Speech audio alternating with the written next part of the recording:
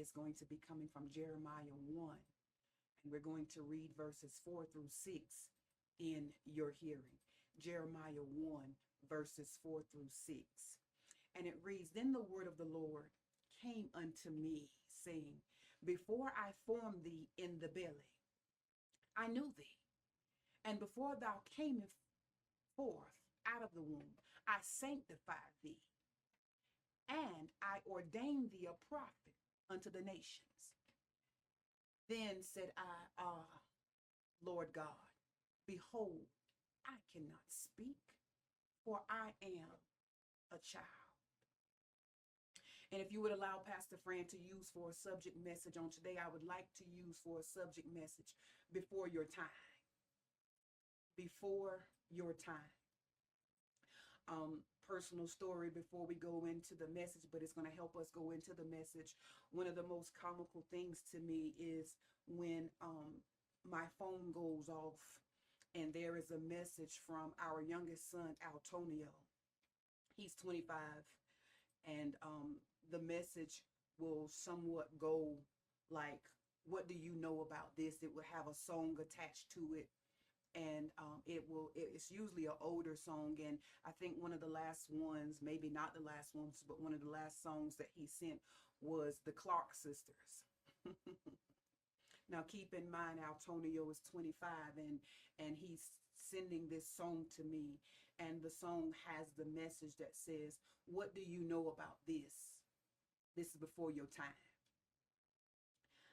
Oftentimes I will laugh because most of you know that the Clark sisters almost have probably grandchildren.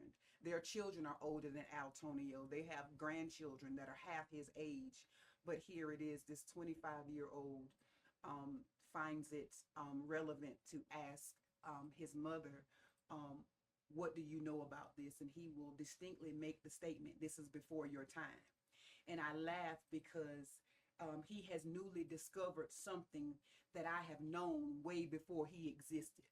Oh God, did somebody just catch that? I knew something, and I was aware of something that is new to him, but because it's new to him, it's almost like he's trying to introduce me to something that I was already introduced to before he even existed.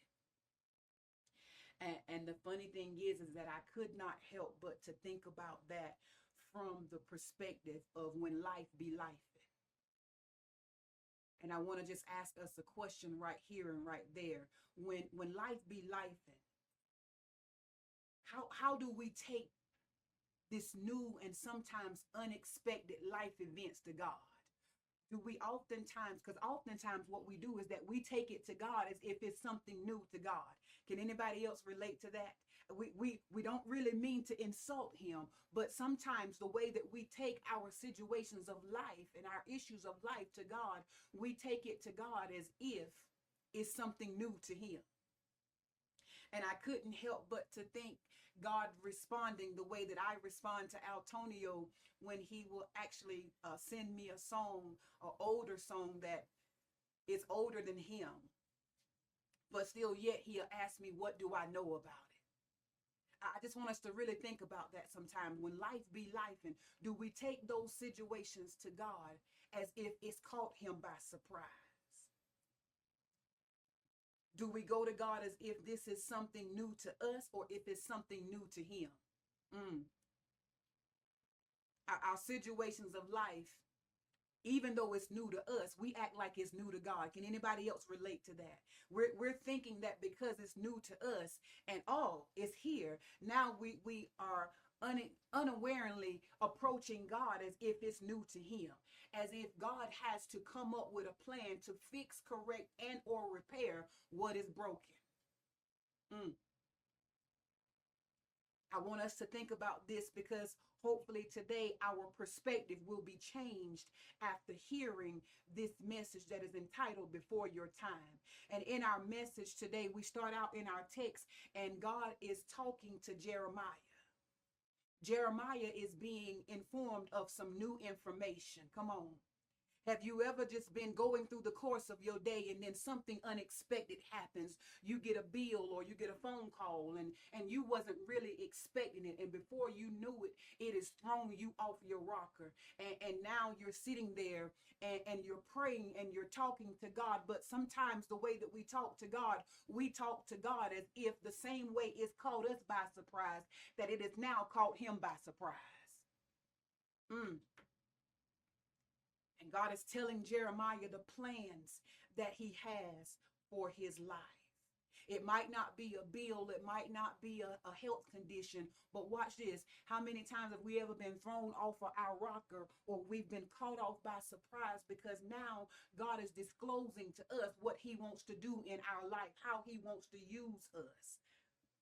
And we're sitting there and we're thinking about ourselves. And God is telling Jeremiah, he said, this is what I have for you. He said, I did this before your time even came into existence, before your time. But now that Jeremiah is in this time, God is disclosing to him what his plan is for his life. And sometimes there's been particular situations to where God has told us the purpose and the plans and some of the plans that he has for our lives, and it has caught us by surprise. Has anybody else ever been in that situation to where God has told you what he has planned and purpose for your life, and then if you're not careful, you will start looking at it and you will start trying to figure out how can this be done? How can I be used for this? How in the world is this going to happen? Because God, who's going to hear me? God, who's going to accept me? God, who is going to embrace what you are giving me to do in my life? God, how can I do this? I came from a certain part of the town. I came from, my last name is not this. And God, are they really going to hear me? And then we start running through all of the things that are going through our mind, and then we're wondering, how can God do it? Is God going to do it? And oh my God, this, that, and the other. And before you know it, we're telling God who we are. Oh God. Watch this now, because one of the biggest things that we will oftentimes do is that we will tell God only what we know, within our own limited ability of thinking.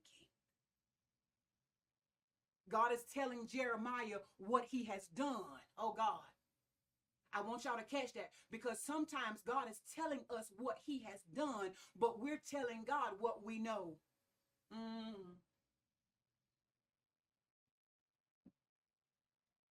God has told Jeremiah what he has done in his life before time, before his time even came into existence. How many of you know that some of the things that God has spoken over your life, they were already attached to your life before you even existed, before time even knew you, before you even knew time? That's hard to really grasp, because we think that God works in time, but how many of us know that God works before time, because he is time? And I hate to tell this to some of us, but I gotta tell this to some of us. Watch this. We late. Come on. The things that we are now being exposed to, God already knew it before your time. We late as far as being informed of the information, because God knew the information that he is now disclosing to us, but he had to wait for the right timing. And in waiting for the right timing, there always needs to be a right response. And God is telling Jeremiah, he said, I've called you for this work. I have purpose and planned certain things for your life. Is there anybody else that can relate to the fact, and you can agree with Jeremiah? There's some things that God has told me about my life, and I've wondered about them. I've told God everything that I saw, but then yet I did not focus on what he was really telling me. And it threw me for a minute, because then when God told me what he was going to do in my life, I started looking at my resources. I started looking at my ability. Come on. Can anybody else relate to that? God has told me some things that he was going to do in my life. And before I knew it, I was thinking about what I could do. I was thinking about how I was going to make it happen. But then I took my focus and my attention off it was going to be by his word. It was going to be by something. It was going to be done by what he already did before I even came into existence. I want you to just think about that for a minute. Because oftentimes that's the position that we are in. When God tells us that he's going to do something in our lives, we start thinking about what we can do. Oh God, what our ability is and how we can make it happen. But watch this. How many of us know if it's a God word, it's going to take God to bring it to pass, not us. And Jeremiah is battling. He's battling with what God has said for his life. But then the thing that catches us is that where we find ourselves at is that oftentimes we do just like Jeremiah. We start to tell God all of the things that we are inadequate in. All of the things. We start giving God our reasonings at why it can't happen, why we can't do it, and why we can't see it. Come on.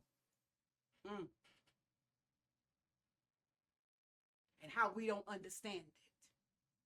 And then we're asking it within ourselves, how can it be? How can it be? How can it be? Can anybody else relate to that? There's some things that I know that God has said, but I've been my own holdup because I've been wondering, how can it be? How can it be? How can it be? How can it be? Because I can't see it. And sometimes we are in the position, a lot of times we are in the position, God never asked you to see it. He asked you to believe it. Woo. Oh God. Pastor Fran just threw us something. But if we're not careful, we will get caught up and we will lose focus on what we believe, all because we can't see it. But how many of us know that faith is the substance of things hoped for, the evidence of things not seen? So sometimes you got to believe it before you can see it. Whenever you walk in faith, you're going to be required to believe it before you can see it. Jeremiah is having this moment and he tells God, he says, I'm not qualified. Whew. I'm not qualified to do this. I'm actually too inexperienced to do this. I'm too young to do this.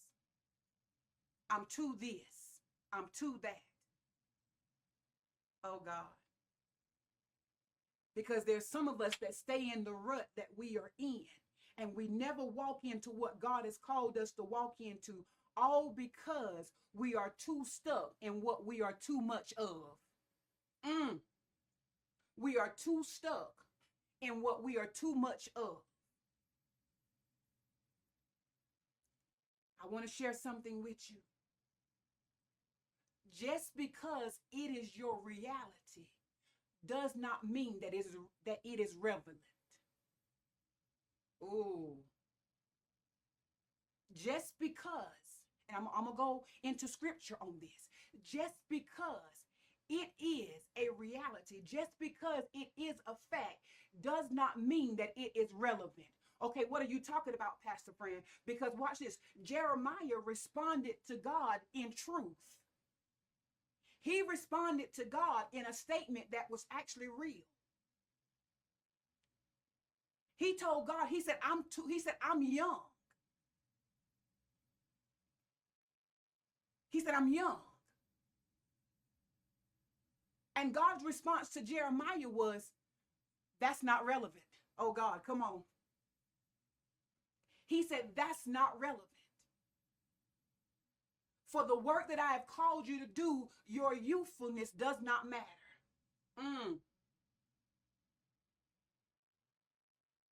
There are some of us that are thinking that we are too old to do this and we're too old to do that, or we're too young to do something. I came to tell you, in your eyes, it may be a fact, but I also came to tell you that it is not relevant when it comes to the plan of God. Somebody just needs to type it over in the chat section. I still got work to do. I ain't finished yet. I still got work to do. I am not finished yet. Well, God, I've had too many disappointments. That could be your reality, that you have had a lot of disappointments, but it does not mean it's relevant when it comes to the plan of God. Come on.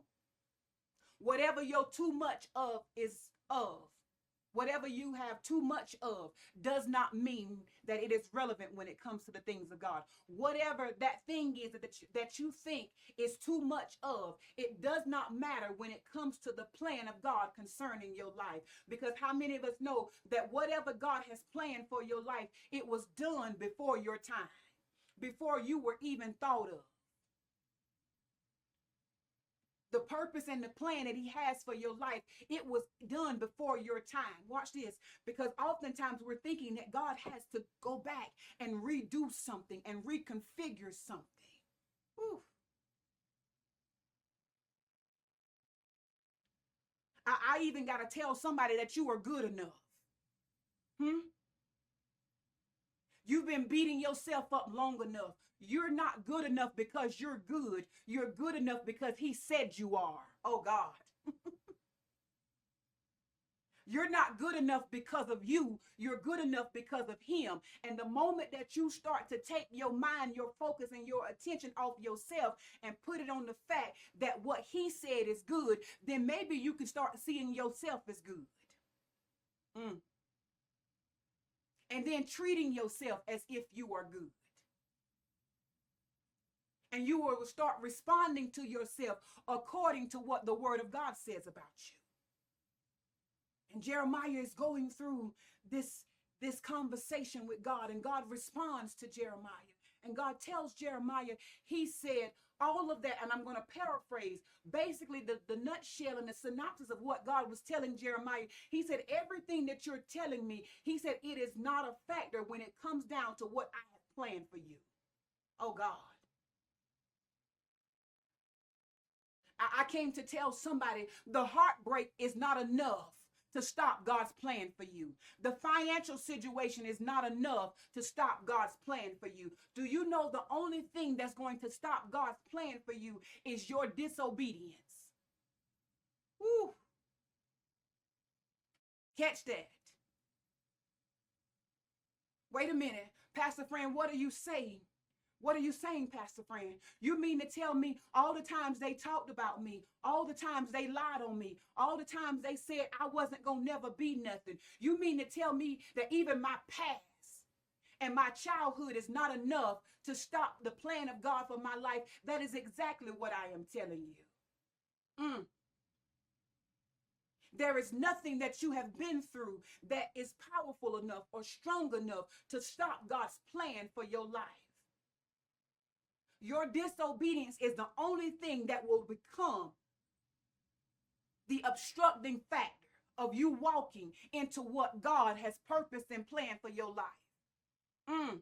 Somebody needs to catch that, because sometimes we spend too much time looking at other people's lives. Sometimes we spend too much time on what they said and what they meant and what they did and what they didn't do, because we lose focus and we lose attention and we lose the primary focus of it should be on God and what he said, not what they said or not what they have not done. Pastor Fran, are you telling me that as bad as it hurted, it didn't stop it? As much as I didn't like it, it didn't stop it? That's exactly what I'm telling you. Come on. So watch this. You can stop blaming everybody else for your life situations. You can stop blaming everybody else for what went wrong in your life, because the very moment that you realize that you are the determining factor at how you walk in the blessings of God, then everybody else becomes a non-factor. Oh God, did somebody catch that? Because oftentimes we spend too much time blaming everybody else, because all we're doing is that we are avoiding accountability for our own actions. Jeremiah is saying, God, I'm too young, I'm too this, I'm too that. And God said, stop it. He said, none of that matters. Woo. I came to tell somebody what they said, what they did, what they didn't do, what they meant. All the things that they planned and plotted, it does not matter, because watch this. As we keep going into our text and we keep reading in our text, because we read verses 4 through 6, but I'm going to go into verses 7 and 8, because some of this stuff that is happening in your life, watch this, and some of the things that God has purposed and planned for your life, it was already done before time, before you even existed. Before you even existed. I want you to listen at how God responds to Jeremiah. And God responds to Jeremiah in verse 7. He says, but the Lord said unto me, say not, I am a child. And it wasn't so much that God was telling him not to actually say it. God was saying, do not let that be a factor at what I'm going to do in your life. Oh God, I came to tell somebody, your zip code is not a factor at what God has purposed and planned in your life. Your finances is not a factor at what God has purposed and planned for your life. Your whatever condition that you have, your age is not a factor. Because watch this. Because God is telling Jeremiah, he said, don't tell me that. Don't say to me that I'm a child. He's basically saying that's not a factor. Somebody just needs to type it over in the chat section. That's not a factor. All the things that I've been thinking that were holding me up, they are not even a factor. Ooh, oh God, that's more powerful than what you think. It's not even a factor when it comes down to the plan of God for your life. It's not a factor. It's not a factor. He said, for thou shalt go. Ooh, I need for somebody to catch that. I'm going regardless of the fact. Ooh, oh God, come on. Is there anybody that got their mind made up? I'm going regardless of the fact. I know what I'm doing. I know what I'm dealing with, but I'm still going. Ooh. I need for y'all to catch what God is telling Jeremiah. He said, regardless of the things that you are telling me, he said, I've still empowered you to go. That's the word for somebody. Regardless of all the things that you try to focus on, God is saying, I still empowered you to go. He said, for thou shalt go to all that I shall send thee. And whatsoever, I need for y'all to catch this part right here. And he said, and whatsoever I command thee, thou shalt speak. Here it is. God is giving Jeremiah the key that is going to override all of the things that Jeremiah thought was a holdup or a hang up. Ooh, oh God. Because there's some of us that we thought our childhood was our hang up. We thought who broke our heart was our hang up. We thought the divorce was our hang up. We thought what somebody wouldn't do for us and or give us was a hang up. We thought they was holding us up, but all they was doing was putting us in position that we would now focus on what God has for us, what God has planned for us. I just came to tell somebody you can stop being mad at somebody for what didn't go right or wrong in your life, because the only hold up to that is you. Because watch this, in verse 7, God is telling Jeremiah, he said, and whatsoever I command thee, thou shalt speak. So he's basically telling Jeremiah, he said, if you do what I tell you to do, whoo, oh God, if you do what I tell you to do, watch what he says now. He gives him a promise that overrides all the facts.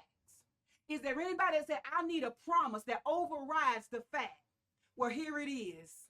Pastor Fran came to bring it to you today. All you got to do is walk into what God has told you to do. Do what God has told you to do. And it's going to override everything that you thought was in your way. Woo. That's going to help you get delivered from folks and what they think about you and what they say about you and what they wouldn't do for you and what they meant and what they tried. Woo, oh God. He tells Jeremiah, then he goes on, he said, do what I told you to do. Then in verse 8, he says, be not afraid of their faces. Catch this. He said, for I am with thee to deliver thee, saith the Lord. Oh God.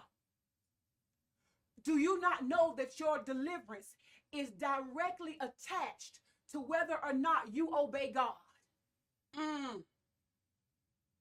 Your coming out is directly attached to your obedience.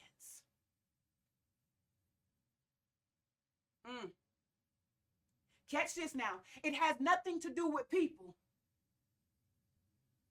I just need for somebody to type it over in the chat section. It's all on me. It's all on me. It's all on me now.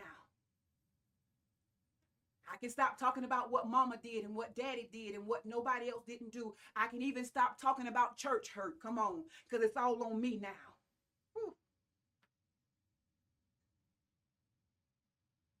It's all on me. And God is telling Jeremiah, he said, I will be with you. He not only told Jeremiah, he said, I'm going to be with you. He said, I am going to deliver you. Ooh. Watch this. I was thinking that I needed somebody in my family to do it. I was thinking I needed somebody in my circle to do it. And if mama would just do this, or if daddy would just do that, or, you know, if my auntie or my uncle, or, you know, if somebody would just do this, they know, you know, if they would just do. But watch this. If we look at the word of God, how many of us know that our deliverance is directly attached to our obedience?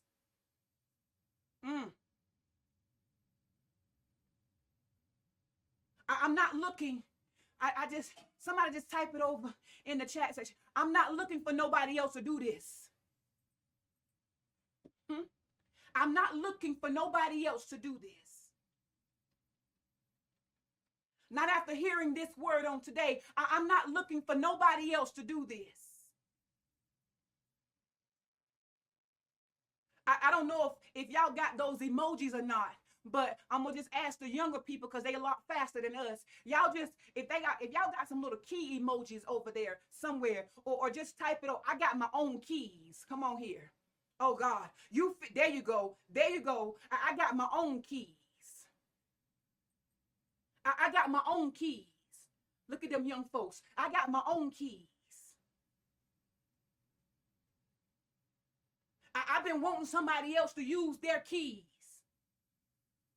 Because I wasn't in a place where I was really understanding that before my own time, before I even existed, God had this thing purposed and planned for me.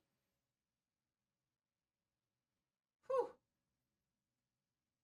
Somebody ought to feel empowered, because I don't have to wait on nobody else to give me no keys no more. I don't have to wait on somebody else to do something for me no more. Because when I look at this word and I look at what God is telling me, he's telling me I got my own keys. Because watch this, you got your own keys because you got your own set of instructions. Do you not know that somebody else is busy trying to work their own keys, and you mad at them because they won't use their keys to come unlock your door? Whew. Oh God. You mad at them because they won't use their keys to come unlock your door, all because you won't use your own keys. When God gave you a set of keys, he gave you your own set of instructions that's going to bring you out of whatever you in, that's going to bring the healing that you need. Use your keys, Gabby. You got keys. Dangle your keys, baby. I got my own keys. I don't care about nobody else. I don't care what they say. I got my own keys. Come on, something happens. Every time I think about holding my keys, y'all can't see my keys, but I got my keys, and something happens on the inside of me. Every time I realize I got my own keys. Come on here. I'm not having to wait on Tanya to give me her keys. I'm not having to wait on LaShawn to give me her keys, because before my own time, God gave me my own set of keys. Don't you feel empowered when you got your own set of keys? Whew, oh God. I don't have to wait for nobody to let me in. Come on. T, do you have to wait for anybody to let you in your house? Come on and talk back to Pastor Fran. Unmute your mic. Do you have to wait for anybody to let you in your house?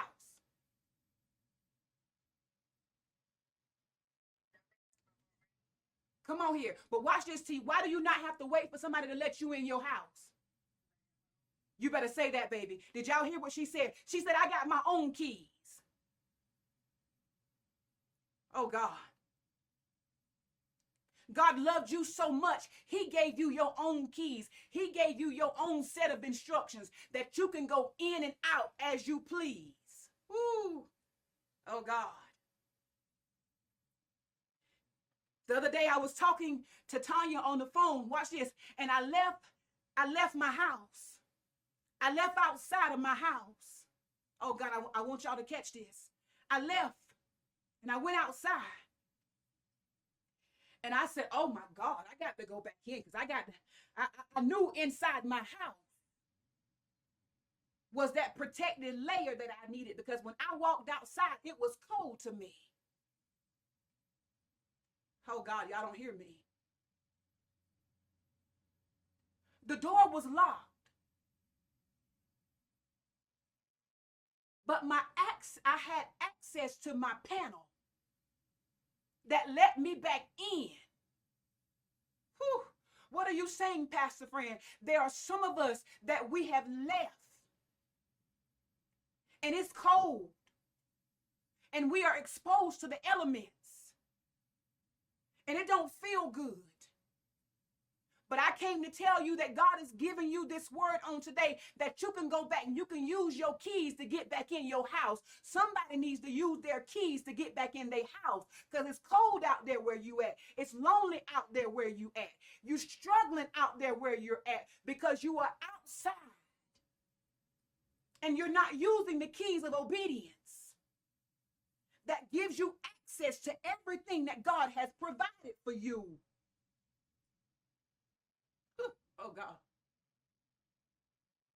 And the thing about God is that he gave it to you before your time. Whew.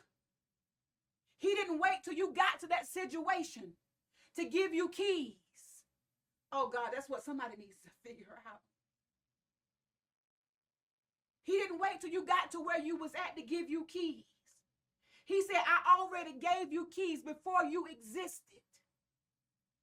Now you just got to use your keys. And he told Jeremiah in my closing, he said, if you obey my word, he said, I'm not just going to be with you. He said, but I'm going to deliver you. Somebody just needs to type it over in the chat section. I'm coming out of this. I'm coming out of this. I thought that I was going to come out that way. But after hearing this word today, I know my way out now. I'm going to do what God told me to do, because I got my own keys. I want y'all to go through your day today, and I just want you to dangle your keys. Woo, because that's your way out. That's your way out.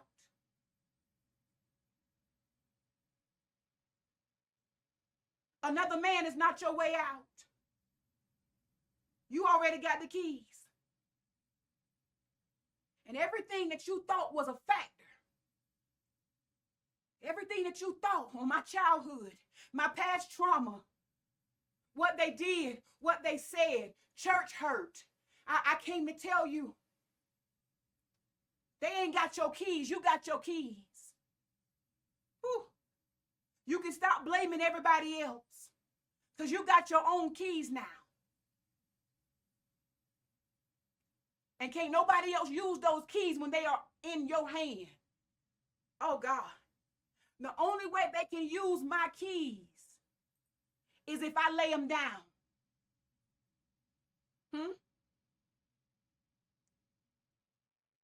I want to tell you and encourage you, don't put your keys down. Before your time, God has purposed you. Before your time, he's had plans for you.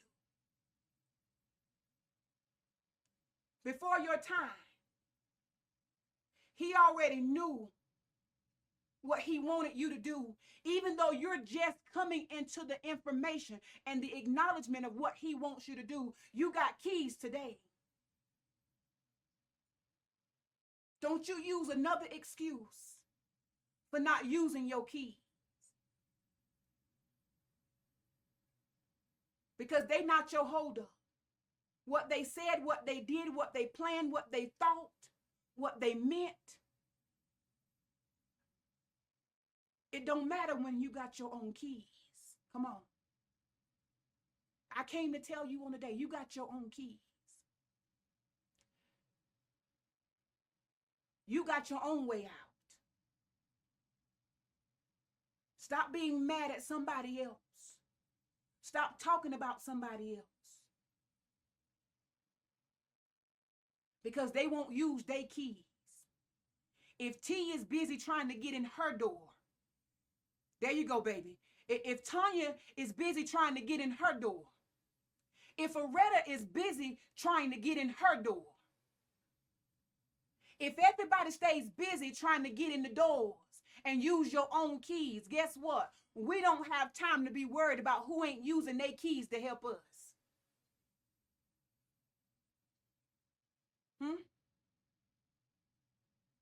T so busy trying to use her own keys to get in her own door. She ain't got time to be worried about what Aretta using her keys for. Come on. Aretta's so busy using her keys, she don't got time to be worried about what LaShawn is using her keys for. I want to encourage you to use your keys. Because your keys are your way out.